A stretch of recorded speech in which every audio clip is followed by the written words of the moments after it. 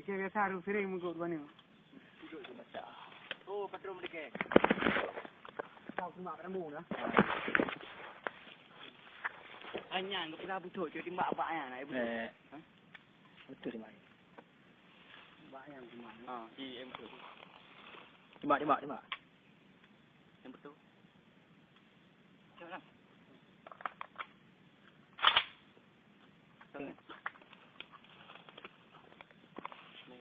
Boleh. Cek malu.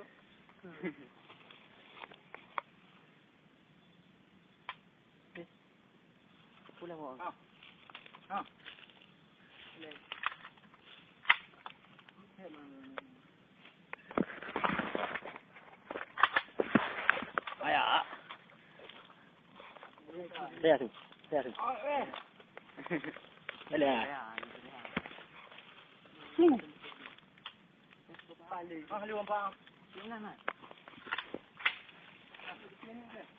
Tepi ni jauh. Tepi ni ya. Pak mana? Ini baru lah. Kau kasih itu. Ya, ini baru dulu. Hah? Gua. Satu ke sini. Buat dua ni tengah dari. Siapa di mana? Nampak kayak yang nanti. Begat lah orang ni. Lagi di mana? Tengok juga. Yang tu. Yang ni. Kasih bak ni. Buahnya tu. Ada betul. Ini teh mana? Yang terawat. Kenapa yang berupa? Lupa. Dia mendan biasa anak teh. Mau. Ini mendan. Ayak. Mugo. Apa tu? Dia tahu. Taran. Apa tu le? Kali ngui be ke.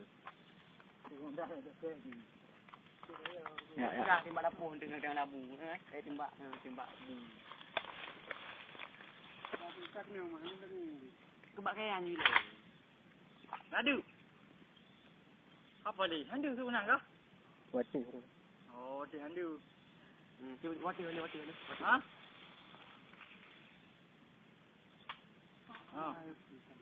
Tijuk ni thongai tu. Lagi Oh, dia buat guna apa? kita tanya oleh. Ha? Ana. Dia kira ni mesti. Bak. Ana dia apa ni biaya tu nyo? Ini ada kita ni tu. Ha? Oh, tu guna nak timbak kat sini tu. Sampai tu nyala tu. Anu kilo me buat kau tu. Dia tumpah. Tu umpam baruan.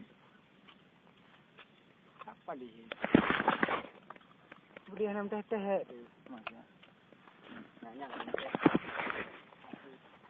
Saya ada ni mana? Yo. Betul dah. Kia satu tapi ni. Di kontak okey. Tak ada tu. Kumpul. Bagam tu dia. Jadi ada baju. Thầm ra tu. Video hantam timbak malu. Kanan dah. Wah, begini apa? Baju bukit. Pakai, kau kenang pakai ya.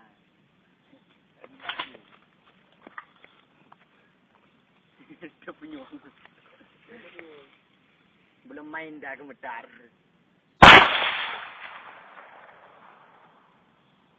Nyam,